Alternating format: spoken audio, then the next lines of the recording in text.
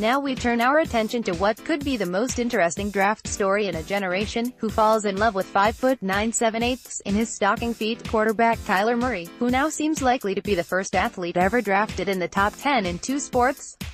To begin to answer the question, start at ground zero. Dispel what you think you know about Murray, unless, of course, you've scouted him thoroughly or saw every game Oklahoma played last season.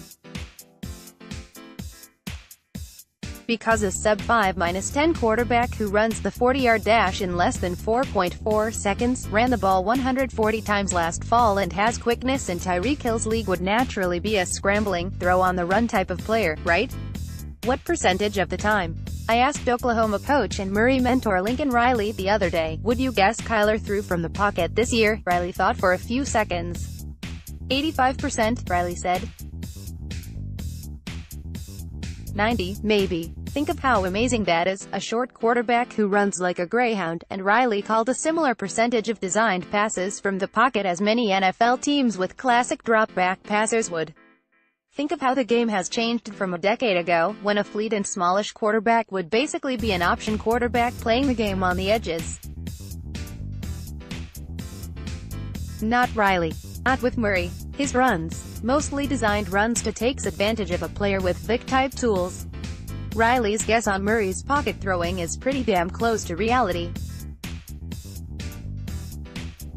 Pro Football Focus charted the number of Murray's pass plays in 2018 that came from the pocket. The number 89%. So 336 of his 377 throws for Oklahoma last year came with Murray planted where he could survey the defense and pick his target. No wonder so many GMs and scouts and friends in the pro coaching business swear by Riley. He had Michael Vick on his hands and coached him like he was Carson Wentz. Riley got Murray ready for the next level, but that's not why he coached Murray, and called plays for him, the way he did.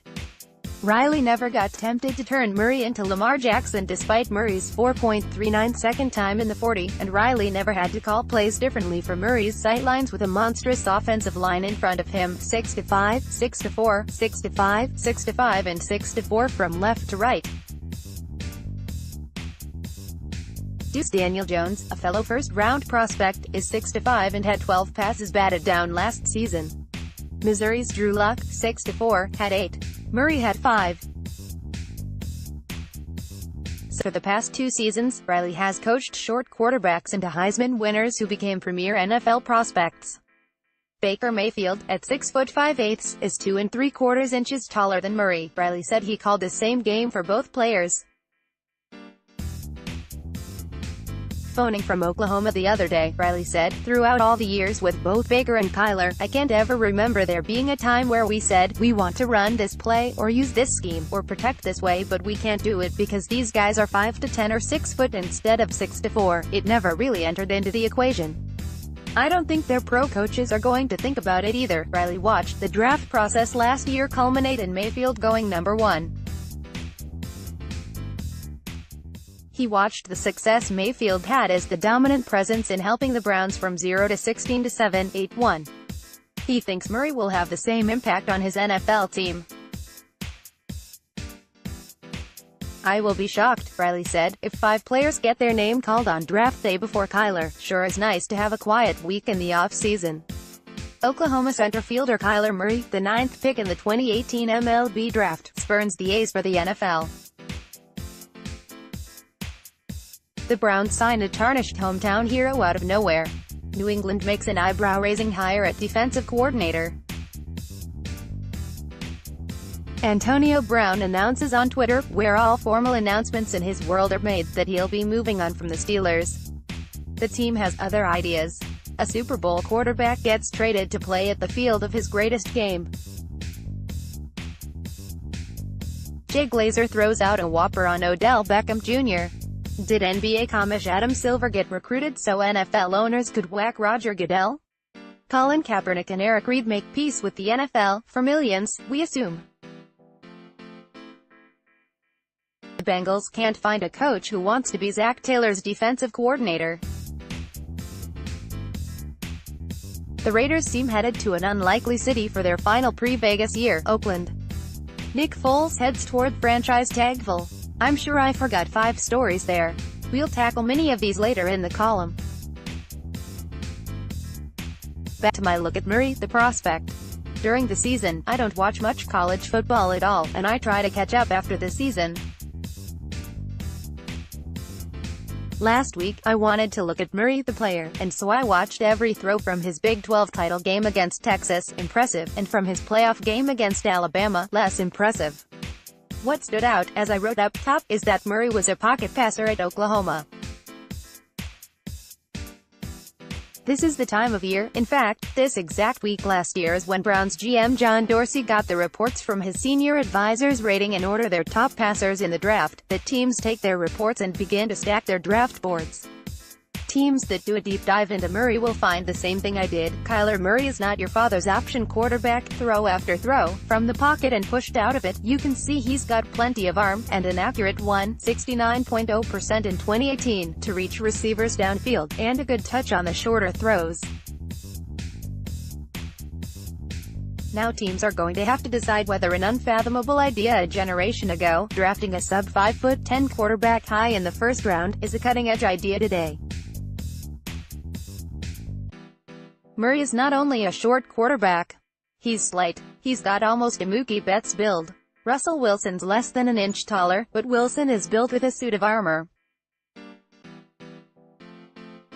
Murray's built like an outfielder. So what GM has the guts to pick Murray for his play, and his pedigree, and be confident size won't wreck his career? If you're right, your team's in the playoffs in 2020. If you're wrong, you're probably a road scout in 2022. Either way, the fact that Murray is in the discussion to be a top 10 pick a year after a 6-foot quarterback went first overall and played well means the football world is changing. A lot. We wouldn't be having this conversation 10 years ago, Riley told me. Oklahoma coach Lincoln Riley and Kyler Murray, Getty Images. I'm happy. Kudos to pro people, to talent evaluators and coaches. I think the NFL's evolved. I think they're getting out of this cookie-cutter mold and opening their eyes to guys who can play.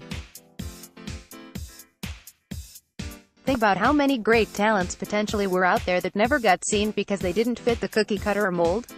Just watch Kyler play. He's played quarterback most of his life, and he's always been one of the shorter ones, so to him, it's just football. Size doesn't matter. The downside, of course, is risk of injury and how he'll stack up against much bigger men. You could say, they'll have to catch him first. Which is true. But NFL staffs are smart, and they'll study how to pen in Murray and prevent him from breaking free. In the open field, his quickness and speed will be hard to match.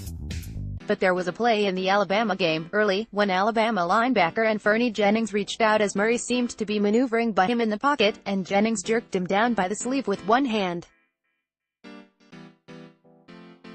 It was startlingly easy.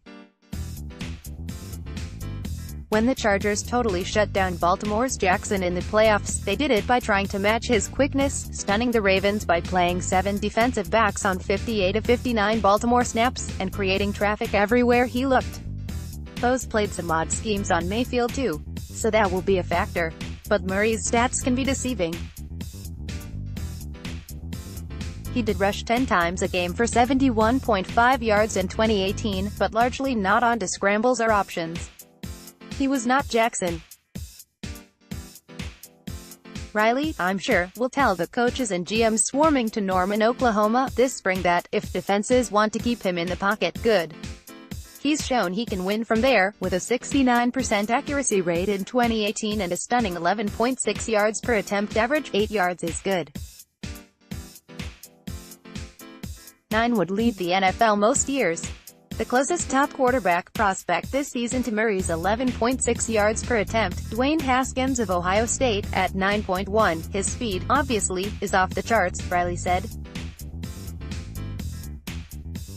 He'll be the fastest quarterback in the NFL by a long shot the day he walks in the door.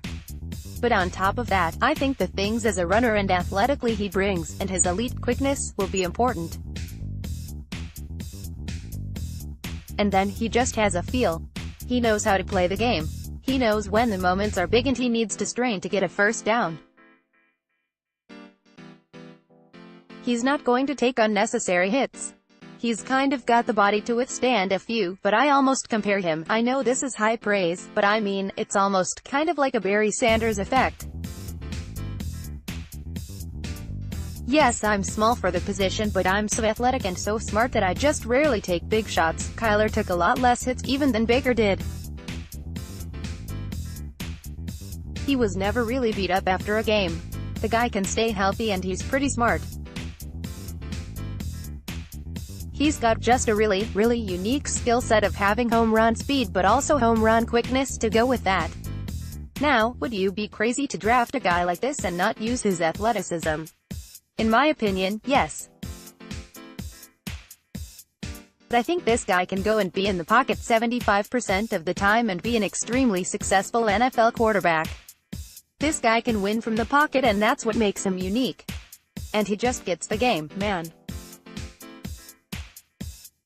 He just understands the right time of when he needs to check down. He understands game situations. He's played so much football in his life. I think too, in the NFL, I could see even giving people more problems than he did in college just because in our game, teams are used to seeing a pretty athletic quarterback almost every week. Mayfield started for 3 seasons in Norman, Murray 1. Riley was Mayfield's offensive coordinator for 2 years and head coach for 1, then the head coach and play caller for Murray last year. I asked Riley to compare them. The confidence, the feel for the game, the competitive gene, pretty much the same in both.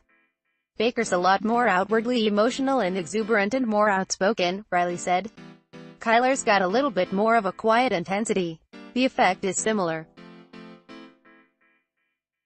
When they're in the huddle, the other guys believe they're going to win. Murray. Getty Images. I've got this pet theory, I said to Riley. It would be great for him to go to New England, or a place where he could have a role in the offense for a couple of years while getting his body built up, where there's a good system in place, an excellent teaching offensive coordinator. What do you think the best situation for him would be, Riley? I got asked the same thing about Baker.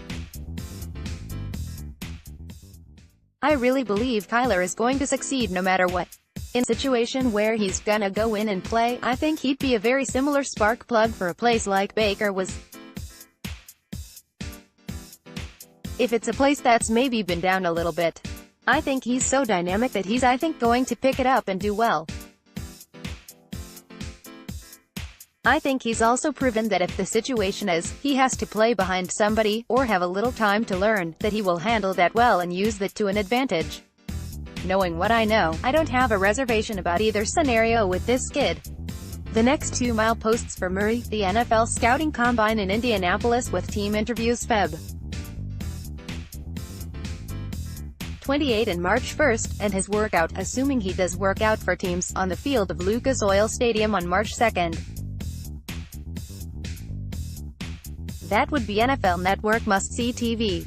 Then his Oklahoma Pro Day on March 12th in Norman, which could be the most well-attended pro day ever, by teams and an increasing number of nomadic media that now make big pro days part of the pre-draft reporting circuit.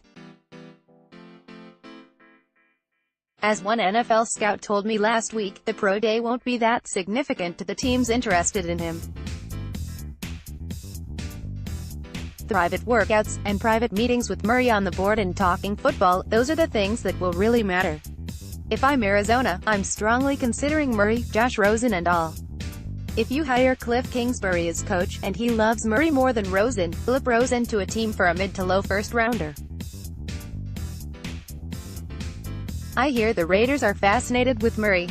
If so, could Oakland flip Derek Carr to Jacksonville or Miami or Washington or the Giants and pick Murray? And how bizarre would it be to see Murray playing his home games on the field of the Oakland A's for one season? If I'm New England, I'm looking long and hard at Murray, for 3 reasons. Tom Brady will be 42 the next time he takes a snap. The Patriots have enough currency, 6 picks in the top 101 of this draft, plus next year's first-rounder, to move into the top 10 if he slips a bit, and Murray could sit and learn while getting physically prepped to be a long-term quarterback. It's all tempting with such a compelling player. March 12 might be the biggest pro day ever, I said to Riley. "It'll be a zoo," he said. "Same as the next 9 weeks, all the way up to the draft. There is far more we don't know about the Colin Kaepernick, NFL, collusion settlement than we know, because the terms of the deal announced Friday are confidential and have not leaked. So it's wrong to knock Kaepernick for caving, because we don't know what his options were, if he and his counsel felt they faced a certain loss in the case to be heard by arbitrator Stephen Burbank. Why just take the loss without dinging the NFL? It's wrong to assume the NFL felt it was going to lose the case and thus settled. If that were the case, why would Kaepernick have taken a deal? I know 3 things that influence my opinion of the case. 1. When the depositions given by NFL people in the case were complete, those inside the league felt confident that nothing was said by a league executive or employee that could be deemed damaging enough to prove the case that 2 or more teams colluded to limit Kaepernick's NFL employment. Very confident. Maybe that's right, maybe it isn't.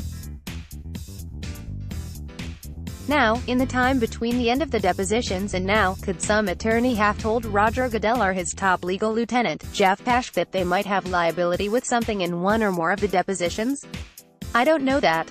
But the big reason why so many who covered this story were surprised was because they didn't see it coming. That's how confident the NFL was in its case. 2. The NFL is coming off a strong season, with no mega controversies, till the woefully handled missed pass interference call in the NFC title game, with the league office's clumsy attempt to bury it by ignoring it for 10 days, and an uptick in TV ratings and an influx of new stars like surprising young MVP Patrick Mahomes, Baker Mayfield and Saquon Barkley. The Bears and Rams and Chargers lifted dormant or down markets. Concussions were down a significant 23% year-over-year, giving hope that the game can be made safer. Roger Goodell mostly stayed out of sight during 2018, which turned out to be a pretty good strategy. Fans didn't have the commissioner on whom to focus their anger. With all that giving the NFL momentum this off-season, it's probably a smart investment for the league to make the Kaepernick problem go away. 3. This comes from an excellent summation of the legality of the settlement from the University of New Hampshire's Associate Dean of the School of Law, Michael McCann, writing for Sports Illustrated. The loser of Burbank's award could have challenged it in federal court, thereby creating public records with detailed information about the grievance. The NFL has long tried to avoid the discovery process and disclosure of any discovery. Smart. So even if the NFL were to win the arbitration, Kaepernick could have appealed, and attorney Michael Garrigus could have filed to force an appeals court to open up the NFL's depositions. Colin Kaepernick in 2018. Getty Images. In the end, if you're talking a just way for this to end and you believe, as I do, that Kaepernick is likely to never play in the NFL again, he deserves a multi-million-dollar settlement, if that's what he got. He did exacerbate what was a dicey situation already with his own actions, once wearing socks with pigs dressed as police officers. There were times when critics saw him as more interested in being a victim than a football player. Regardless, he didn't deserve to be shunned by 32 teams. I'll always think Kaepernick hasn't found NFL employment in 25 months because of business reasons, not football ones. I believe some teams have had interest in signing Kaepernick as a backup quarterback who may have been able to work his way into the starting job on some teams when the noise died down. But interested coaches and GMs with some franchises would have had to battle the business side of the organization and possibly the owner to get the deal done. That wouldn't have to happen in a place like New England. If Bill Belichick wanted Kaepernick, I've got to think owner Robert Kraft would agree to let him make that move. Maybe that's why that rumor got some legs over the weekend, though I couldn't find any confirmation of any interest by New England and Kaepernick. In the end, this became about more than whether Kaepernick's freewheeling style of play would fit a particular offense. It became about business, and whether Kaepernick would have indelibly affected the bottom line over the football product. In my opinion, those issues are more specious than real, but I'm not the one running a team. It's an unfulfilling end to the Kaepernick NFL saga, if this is it. But we don't get to choose the end that seems most satisfying or fair. During the NFL Scouting Combine in Indianapolis, I'll be doing a fun fan event with Colts coach Frank Reich. It's open to the first 100 lucky folks who find such a thing worth $50 to see and experience. The details: event, an evening with Frank Reich and some media folk. When? Friday, March 1st, 5 to 7 p.m. Where? Sun King Brewery, 135 North College Avenue, Indianapolis, less than a mile from the heart of downtown Indy. Cost, $50, which includes one 16-ounce beer. What? I'll have a conversation with Reich from 5 to 5:30 p.m., and he'll answer questions from fans till 5:45 sharp. And he'll have combined business to tend to, and I'll spend an hour with friends in the national press answering all your questions about the combine and related football business. How to get tickets? Visit this page and buy yours today. We will sell only 100 tickets. The evening benefits: all ticket revenue will be funneled to Ascent 121, an Indiana agency specializing in trauma recovery services for teen victims of human trafficking. Every year at the Combine for the past 8, we've done an event to bring football to local fans and to raise money for a local cause. This year, I'm thrilled that Reich, coming off a tremendous rookie season piloting the Colts to the playoffs, will join the show to share some stories about the 2018 Colts and a rich football life. Any questions? Contact me. Excited to see you in Indianapolis at a great local brewery, Sun King. Kyler Murray is the kind of player who can take you to the playoffs or get hurt his second game. He is exciting and a great college player, but he is undersized and a big part of his game is mobility, and mobile quarterbacks in the NFL don't last very long. I would be hesitant to draft him. Former Cowboys and Dolphins coach Jimmy Johnson, to Barry Jackson of the Miami Herald. 2. I was raised to play quarterback. Kyler Murray, announcing last week he would turn his efforts to preparing for the NFL draft, disappointing the Oakland A's, who made him the 9th pick of the MLB draft last June. 3. How many owners do you need to prove collusion? Players Coalition co-founder Malcolm Jenkins, in a tweet on Friday after the Colin Kaepernick settlement in the NFL in his collusion case. I think Joe Flacco is actually a very elite quarterback candidate. Donald Trump, in 2015, asked if Joe Flacco is elite.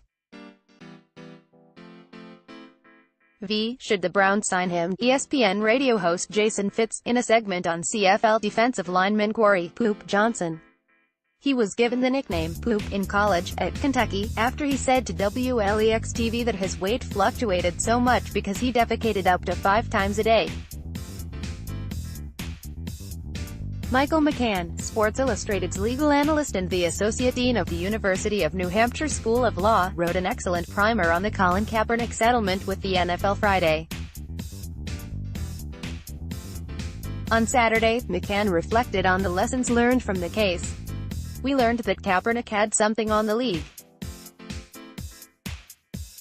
That to me is important because so many had dismissed him as being bitter, or that his case was frivolous. The arbitrator, Stephen Burbank, dismissed the NFL's attempt for summary judgment, meaning that the case could go on and that there was at least some evidence. And now the NFL settled with him, so he must have had something. The NFL didn't settle with Tom Brady or Ezekiel Elliott or Adrian Peterson. We didn't learn exactly what either side had, of course, but we do know the league wants to avoid scenarios in which owners are testifying under oath. Owners and the league like control, but you're testifying in a deposition, you're not in control, and you can say something that even if on its face isn't damaging could be taken as such. Maybe they didn't say, "We colluded," but it certainly could have been something damaging to the league's brand.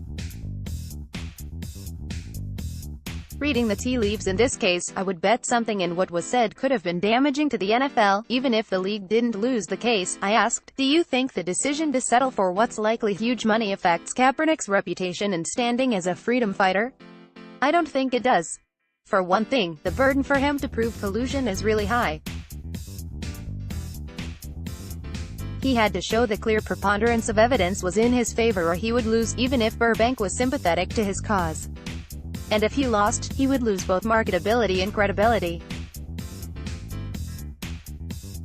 This is a player who sounds like, from past actions, he will take some of this settlement to help social causes. The fact that they settled, the fact that there was a jump ball, is certainly a credit to Kaepernick and his case. Whatever you end up thinking about Joe Flacco's tenure in Baltimore, I would urge you to remember what he did 6 years ago, in the postseason of his 5th NFL year. He beat Andrew Luck by 15 in a wild-card game. He made the throw of his life to help beat Peyton Manning, in 2-degree wind chill in Denver, by 3 in a divisional game. He beat Tom Brady by 15 in the AFC Championship game in Foxborough. He beat the broiling hot Colin Kaepernick by 3 in the Super Bowl. Flacco, easily, had one of the best postseasons by a quarterback in history. Who beats 2 of the top 5 quarterbacks ever, in the span of 8 days, both in hostile road environments? I covered that divisional game in Denver on a Saturday afternoon that became Saturday night, a 4-hour, 11-minute slugfest. The game was tied at 7, at 14, at 21, at 28, and, well, I'll tell you how it got tied at 35 in case you don't recall. Joe Flacco in 2013. The images with 40 seconds left in the fourth quarter and Denver up 35-28, Baltimore offensive coordinator Jim Caldwell called into Flacco's helmet in the deafening roar of a crowd anticipating a trip to the AFC title game, Scat Right 99, with some other signaling words behind it.